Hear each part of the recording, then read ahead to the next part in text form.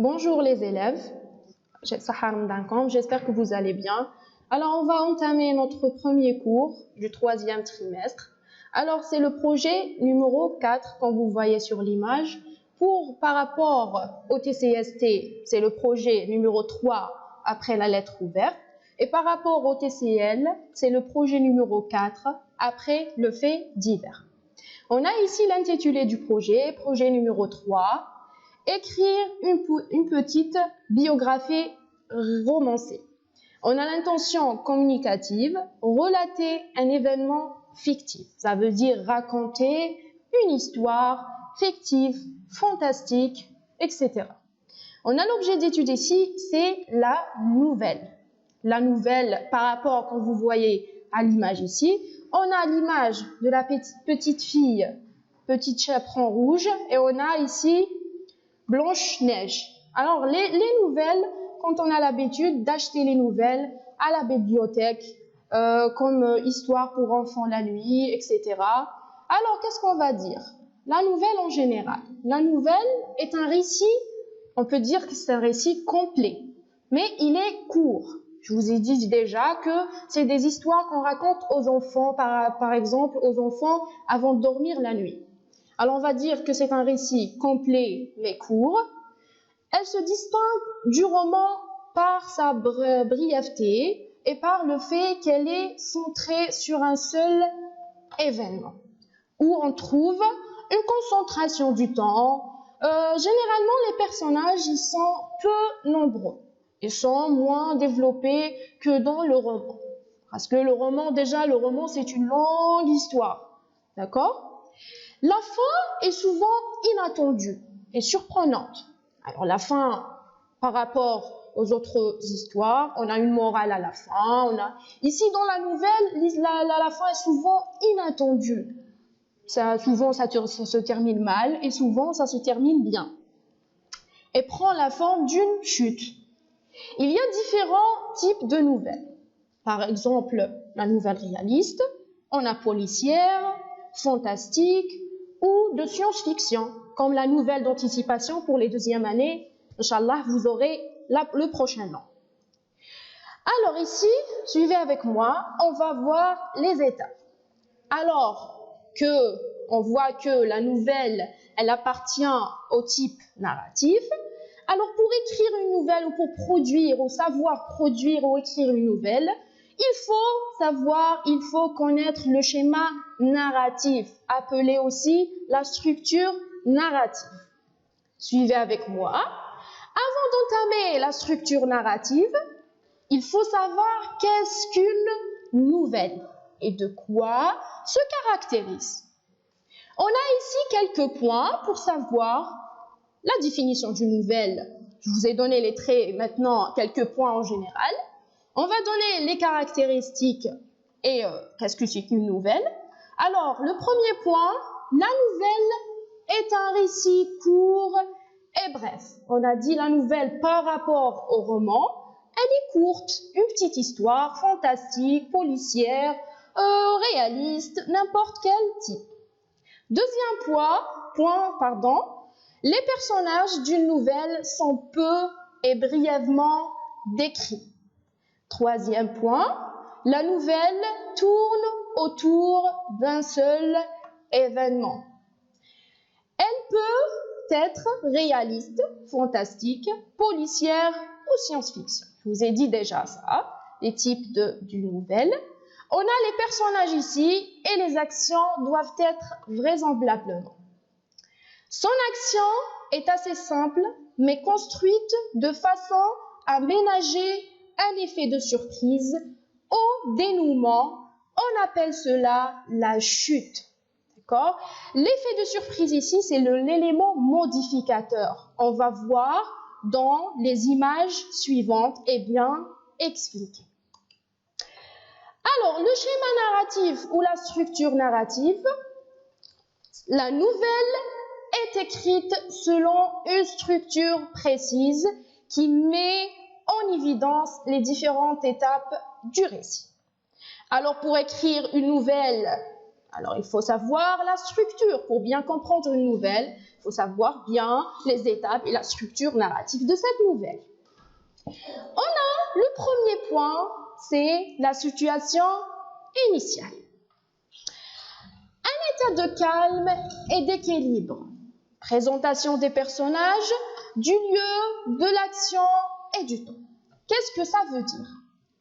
La situation initiale ici, elle présente les éléments nécessaires à la mise en route du récit. La mise en route, qu'est-ce que ça veut dire? On présente le personnage, quel personnage on a dans l'histoire, quel est le temps, quelle est la place où va se dérouler l'histoire, le contexte, d'accord? Alors on a dit qu'elle présente les éléments nécessaires à la mise en route du récit et à la compréhension de celui-ci. Dans un récit au passé, par exemple, les verbes, ils sont souvent à l'imparfait. On utilise l'imparfait, je vous ai dit déjà dans nos cours, l'imparfait sert à décrire toujours dans une histoire. La situation du héros n'évolue pas, elle reste stable. Ici, on va présenter l'héros qui est le personnage principal seulement. Alors, l'état est très stable. Elle ne peut pas changer. On n'a pas encore changé. On a un petit exemple du récit ici. Regardez ici le petit exemple. Ce matin, alors vous avez le petit exemple, suivez avec moi. Ce matin, dans la cuisine, Amina est bien embêtée. Ce matin, indicateur de temps, dans la cuisine, le lieu, Amina qui est le personnage principal. Elle est embêtée. Alors, on a l'état du personnage, sans rien dire, d'accord? L'élément qui suit, on a l'élément perturbateur. L'élément perturbateur appelé aussi modificateur, alors il va modifier l'histoire, quelque chose d'imprévu. Alors, suivez, on a surgissement d'un événement imprévu qui perturbe l'équilibre initial. C'est de cet événement que dépend la suite du récit. Qu'est-ce que ça veut dire? Alors, on a dit déjà que on l'appelle perturbateur, modificateur ou déclencheur. Dit aussi élément perturbateur. Alors, on va dire qu'il modifie la situation initiale et fait perdre l'équilibre de cette dernière. Cet événement est souvent raconté au passé simple et produit par un connecteur temporel. Ça veut dire connecteur temporel, par exemple, soudainement, malheureusement, d'accord? Alors, on va changer. On avait un état stable, on avait un personnage principal normal, il est embêté, très simple, d'accord? Après, on a changé alors on a modifié cet état. On va déclencher une nouvelle ou un nouveau point, d'accord? On a un exemple ici avec la couleur bleue, regardez. Alors, elle voudrait des céréales. On est toujours avec Amina, le personnage principal. Elle voudrait des céréales pour déjeuner. Mais elles sont rangées tout en haut de l'armoire. Malheureusement, Amina est trop petite pour les attraper.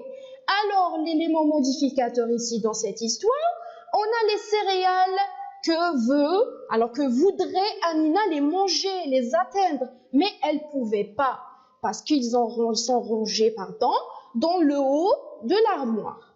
D'accord?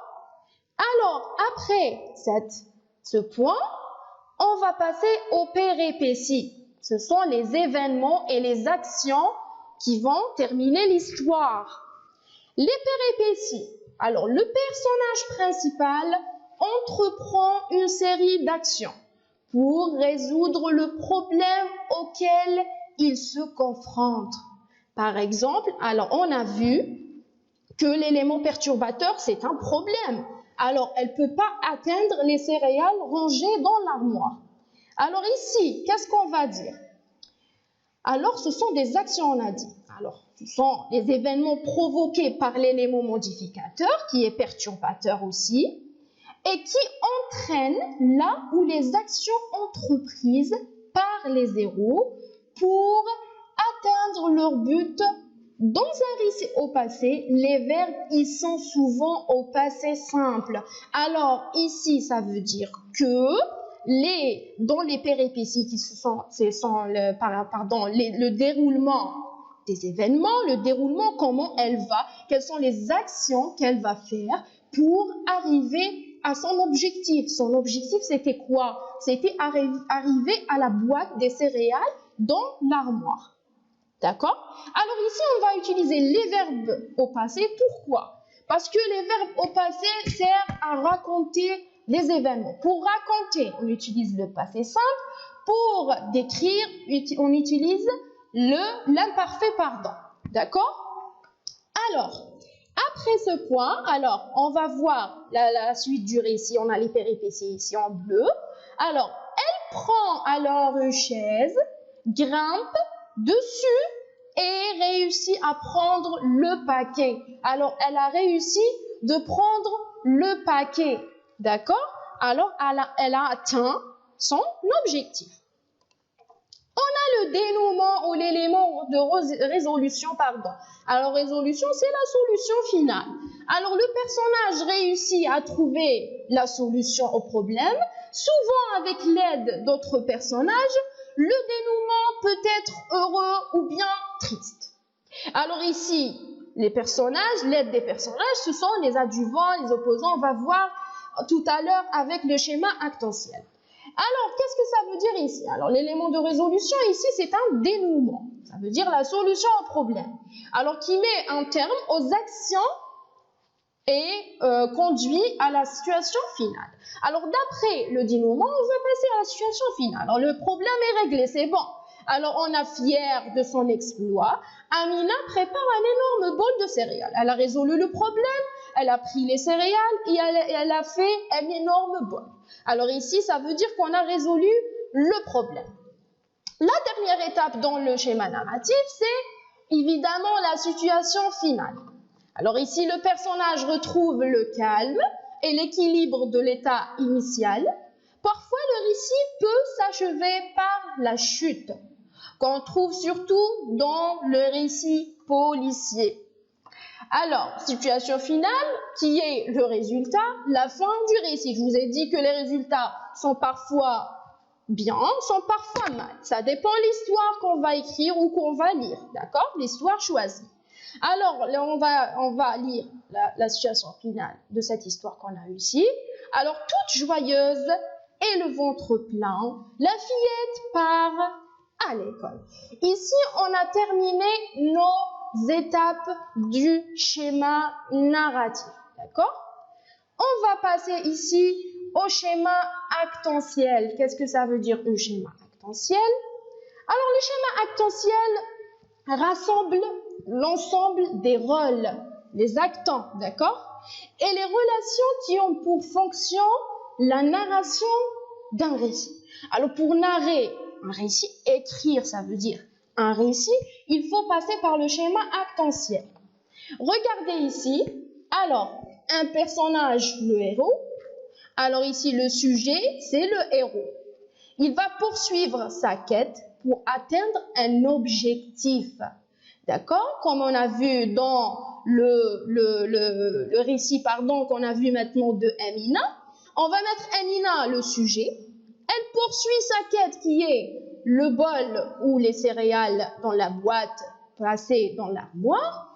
Et à la fin, elle a pris les céréales. C'est l'objectif qu'elle a pour... Alors, pour passer à l'objectif, il faut passer de la quête, qui sont les péripéties et les événements et les aventures passées. D'accord? Alors, les personnages, événements ou objets positifs qui l'aident dans sa quête sont nommés adjuvants.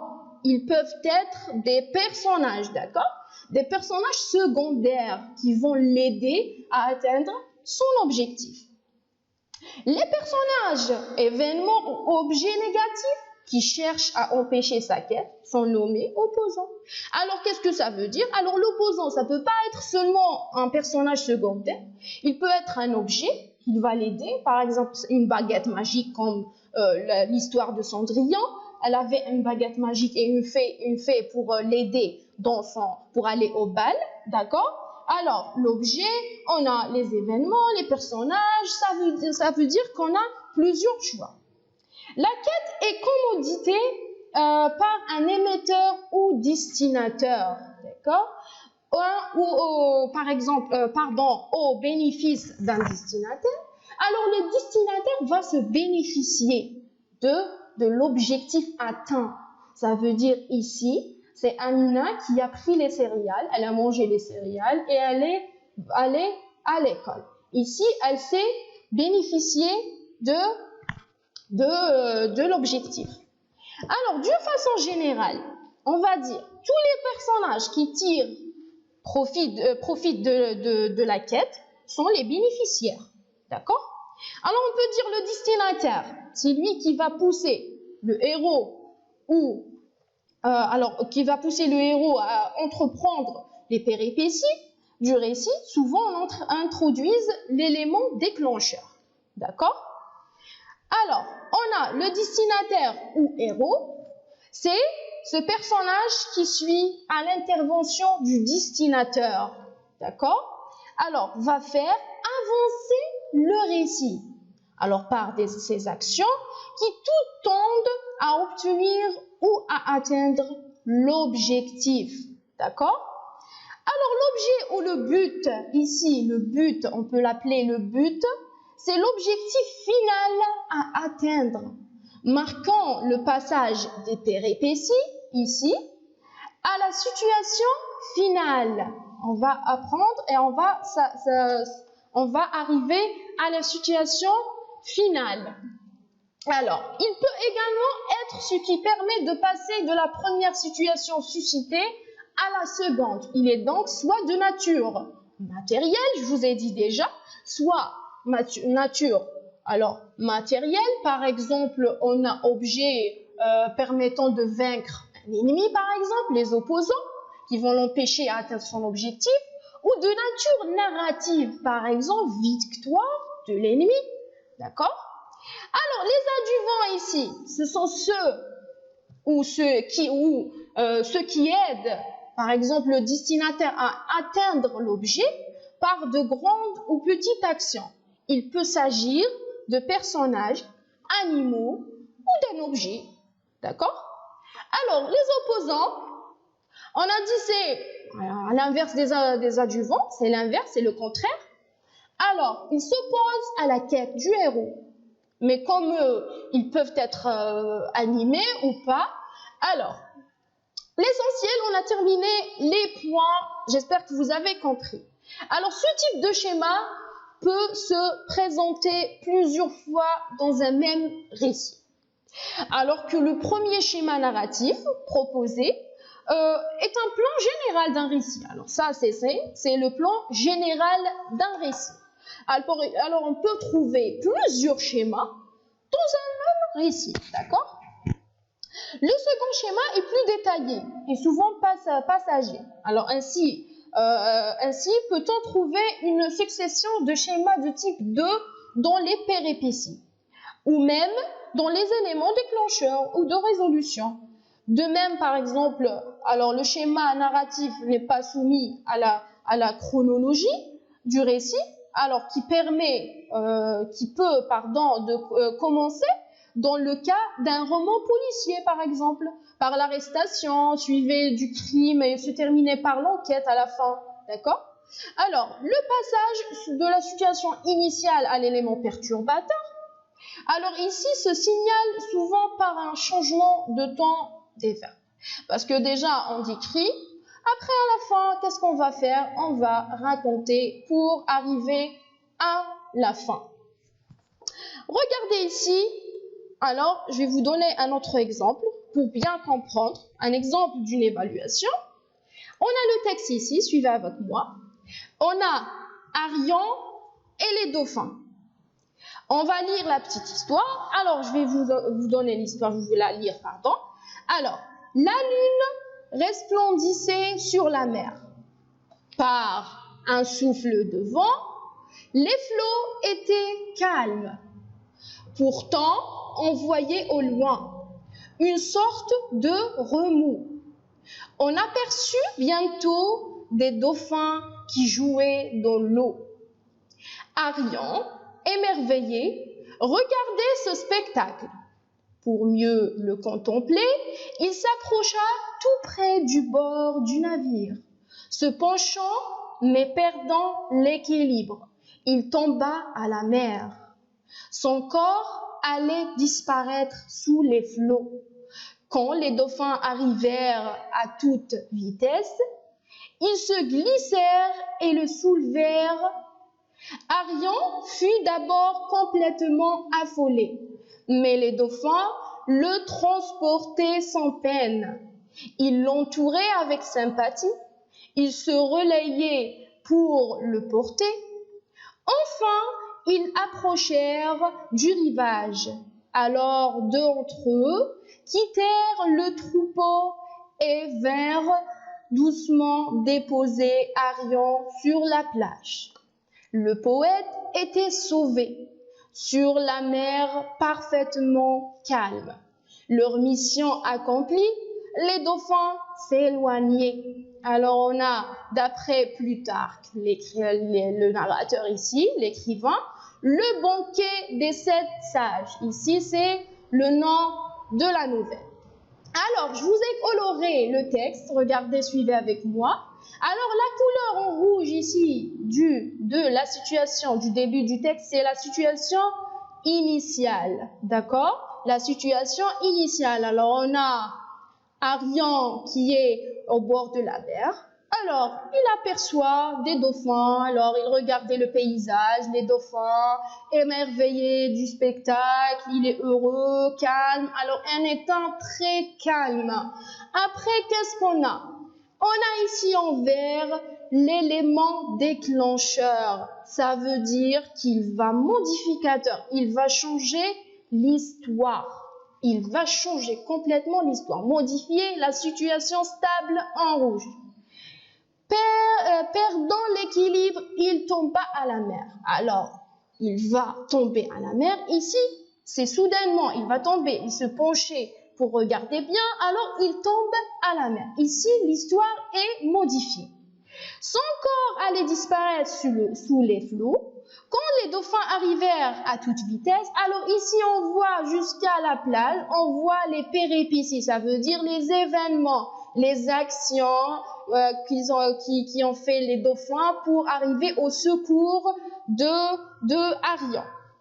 D'accord? Alors ils viennent à toute vitesse, ils arrivèrent à toute vitesse, ils glissèrent, soulevèrent. Alors ils ont pris Arion sous leur dos, ils l'ont amené au rivage, d'accord? Alors ils l'ont déposé, c'est bon, il est en sécurité. Ici, deux entre eux quittèrent le troupeau et vinrent doucement déposer Arion sur la plage. Ici, on a la résolution du problème. C'est bon, les dauphins arrivèrent portés sur leur dos, ils quittèrent le troupeau, vinrent doucement déposer Arion.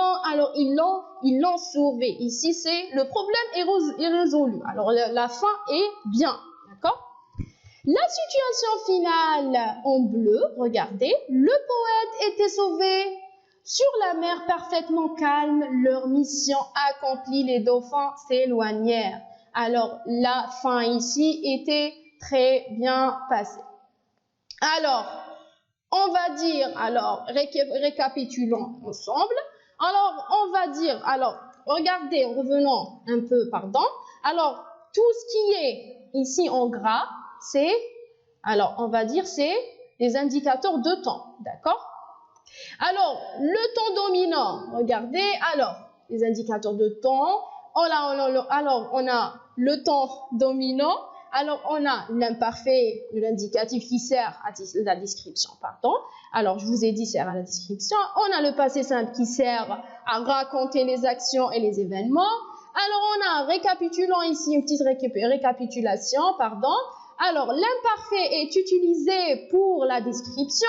Il exprime une action non achevée, stable, tandis que le passé simple est utilisé pour exprimer et raconter une action achevée. Alors ici, regardez, c'est une petite image de l'histoire. Alors comme ça, on a terminé notre cours aujourd'hui, qui est la présentation de la nouvelle en général, votre nouveau projet pour le 3e trimestre. J'espère que vous avez bien compris le cours, vous avez bien compris les étapes, narratif, le schéma actentiel, vous avez compris bien alors le ton dominant, les indicateurs, etc. On va les voir dans d'autres cours prochainement, Inch'Allah, d'accord? Alors, j'espère que vous avez bien compris, et je vous le répète une autre fois. Quelques questions, vous me les envoyez par l'application que vous utilisez maintenant. Alors, je vous souhaite bon courage, bien sûr, et sahaftourkom. On se voit, Inch'Allah, dans un prochain cours, dans d'autres notions, et on va bien s'entendre. J'espère qu'on va passer bien, vous allez passer une bonne fin de journée. Au revoir et à la prochaine fois, Inch'Allah.